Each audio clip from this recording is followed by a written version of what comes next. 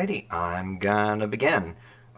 So again, trigger warning, although none is depicted directly in the story, it does reference sexual assault. If you find that subject to be unpleasant or triggering, please proceed with caution. And the first lines are going to be, this is the letter from Maria, so whoever volunteered for that, take it away. Amalia, I can't say how long it took me to finally write this letter. Finally tell you how I feel. I guess I should have told you directly, but I didn't. So this will have to be enough. I wish I could have kept living in the world you made for us. The world where everything is exciting and perfect and simple. The world where you care about me. The world where you're not who you are. The Marquise Amalia, spoken of in hushed whispers as Captain Mindfang, struggled to wake fully, to fight back the thick blanket of sleep that had settled over her. She groaned, turning in the bed in her cabin and feeling over for the spot of warmth and comfort next to her. Something was wrong. The other side of the bed was colder than it had any right to be.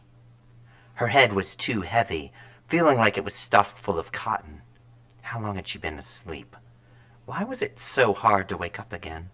Amalia groaned again and started to open her eyes, until the light streaming into the cabin caught the edge of her vision, and she shut them again against the blaring assault of the daylight. Oh, fuck. What time is it? Amalia forced her eyes open, keeping them squinted against the daylight. Why the hell hadn't she closed the curtains before going to bed? What time had she even gone to bed? She couldn't remember. The motion of the ship was even, but noticeable. Hadn't they been at port? She couldn't remember giving the order to get under way. Still, the bed was wrong, too cold. Amalia shifted again, splaying her legs to either end of the mattress, something of an extravagance on board a ship, but she allowed herself a few indulgences from time to time. Oh, Maria? Amalia's voice was hoarse, as if she'd been up all night drinking, which, she supposed, wasn't a bad guess. Is that why I feel like shit? Usually I hold it better than this. Maria! She called the name out this time, the light, musical name that she'd whispered all those nights spent together over the last few months. But it was impossible to shake the feeling that something was wrong. Maria was never up before her. It was always Amalia who woke with the break of dawn and went to write in her journal, stealing glances over at the raven-haired woman who snored softly in her bed until she'd put down her thoughts. Only then would she steal back over to the bed and wake her lover up. Amalia smiled to herself, but the feeling that something was somehow off wouldn't go away. Maria, where are you? She was fighting to keep the urgency out of her voice. She was always the one being pursued, always the one in control, always the one who made the rules. And her lovers understood that, for the most part. Sometimes they needed some correction, but it was always an experience that they would eventually learn to enjoy. Amalia smiled to herself as she pushed herself up in the bed. Maria wasn't like that. Wasn't the kind of lover who needed to be persuaded. Instead, she'd been enthusiastic almost to a fault. Opening her eyes fully against the light, Amalia scanned the room.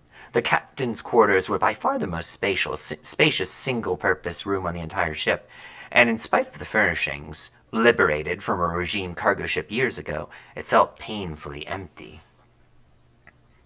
Where the hell is Maria?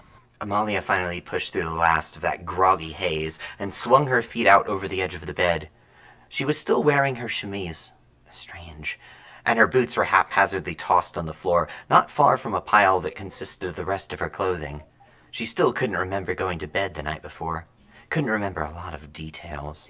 Amalia pressed a hand to her forehead, feeling the dull throbbing that was starting between her eyes. Given the angle of the sunlight coming in through the windows at the back of the cabin, it was well into the afternoon already. She'd never slept this late, never past mid-morning before, not even after standing watch until the small hours or staying up drinking until the dawn broke over the sea's horizon. Did we get drunk last night? She didn't feel drunk so much as she felt drugged. The heavy, unpleasant feeling in her head, Amalia grit her teeth. It was too much of a coincidence. The realization seemed to break the last of the thick fog over her mind, and her eyes snapped open. Crossing the room in 3 long strides, Amalia went to the drawer in the side of the captain's desk, the drawer that held a pistol for when...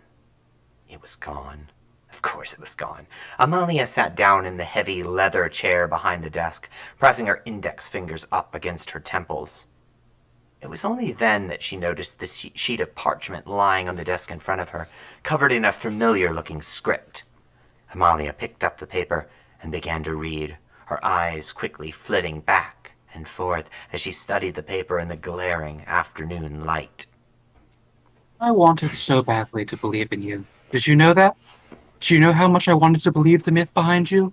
The legendary Mindfang, the legendary pirate who defied an empress, who flaunted her freedom in the face of everyone who would see her in chains, whose crew was somewhere that the hopeless and desperate could find a place in the world. Was any of it ever true?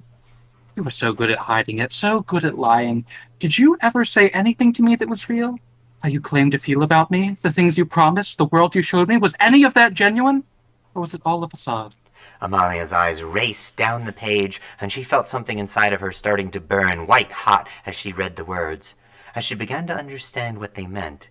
Slamming a fist down onto the desk, she stood up with the letter still clutched in her hands, back and forth, pacing up and down the length of the cabin, still barefoot, still clad only in the chemise.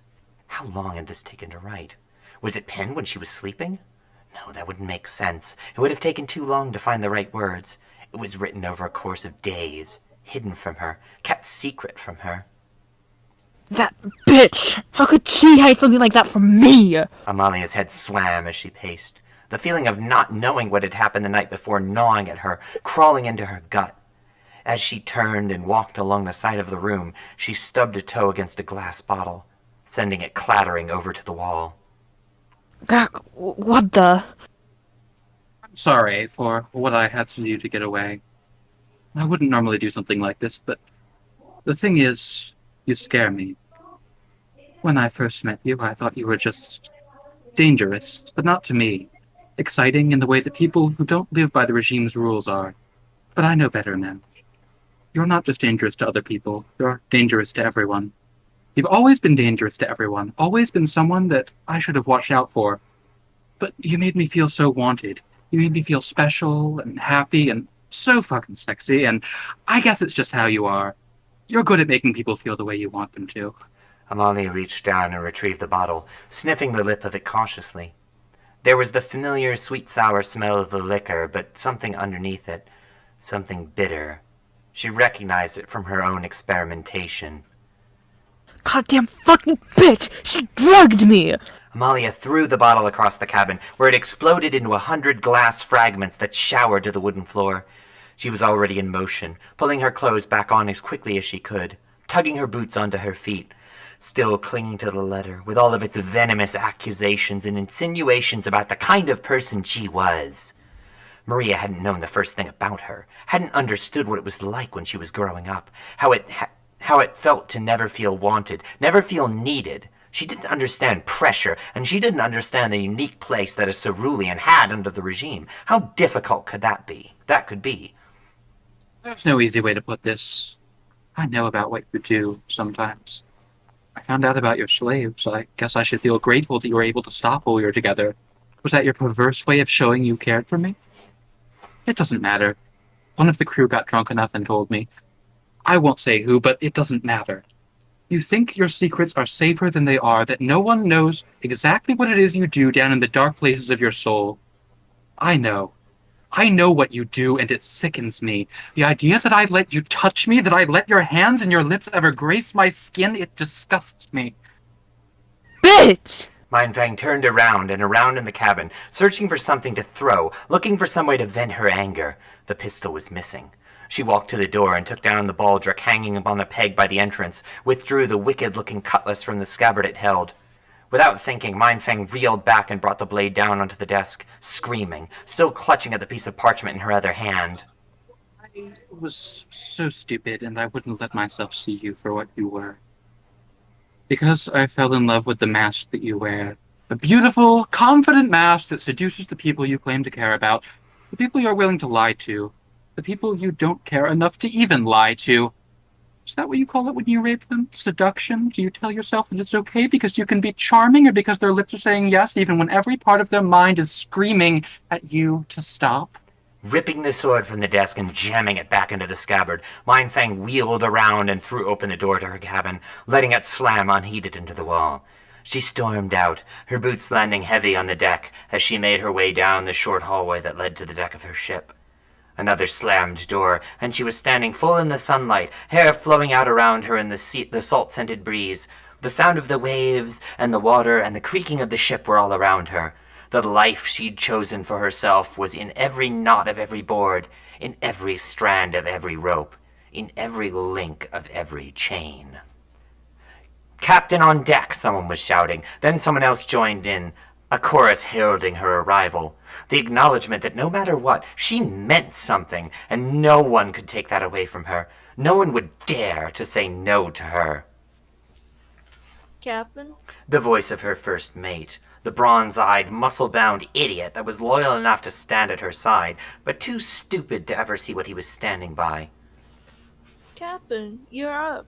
We heard from Maria that she wanted us underway, bound for Settle Island, but no one can find her to ask after you. Doesn't matter. Mindfang growled. She's not important. Yes, Captain. What are your orders? You are a monster. Don't look for me. I would sooner die than let you touch me again. Maria. With a sneer, Mindfang crumpled the parchment in her hand, rolling it into a tight ball that crinkled and crackled as it grew smaller and smaller, and the words on it grew further and further away from her. I don't... In the midst of responding, she stopped. Off on the horizon, something caught her eye, something deep and dark against the brilliant glare of the sun-soaked ocean.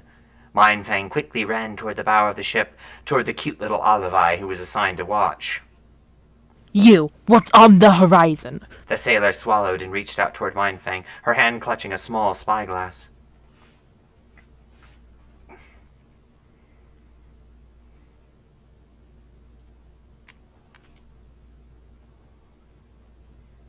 Wait, is this me or is it the It's olive the blood? lookout, it's the olive blood. Okay. Sorry about that. My thing disconnected me again. This is so Should be tiring. internet gang.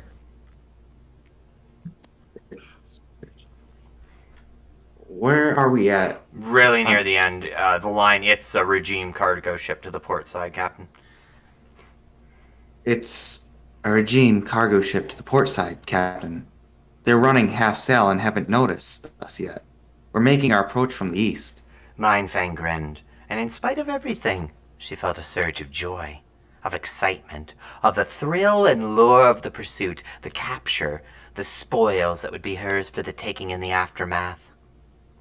Rig full sail! She called back to the crew on board the deck, and one after another, the order was repeated. The sails unfurled, catching the wind that was at their backs. Maybe it was all a sign that she was meant to be in this one specific place at this one specific moment in time, that fate had brought her here for a reason, and fate would see her through. I would sooner die than let you touch me again. Mindfang balled the paper as tight in her fist as she could, and with a single arcing throw, she tossed the parchment into the sea. That was great. That was like another... It was really good. Thank you. Yeah, Mindfang is a horrible person. Like, one thing that really bothers me is seeing people take Mindfang and make her like, oh, sexy pirate lady. It's like, no, she's one of the worst characters in Homestuck. Thank you, Yeah. Fleece. Also, it's good to And- see and you I in the chat. It's been a while. And I like how you portrayed her. Like I like the internal voice that you gave her. Mhm. I think like it's very very mind fangy. Yeah. So yeah, I've been helping to edit the musical, so I've been spending a lot of time kind of like going over the script and watching the performances, and Anna writes Mindfang very well. She actually wrote Mindfang's route for Distant Quest, and it is extremely well done. So it's a very unflinching portrayal of the character, so highly recommended. Also, Time's Apprentice is a good musical, and you should all go see it at SawCon. I'm very excited to see it. So, and it will be recorded, so if you do not see it when it premieres, you can watch it at any time.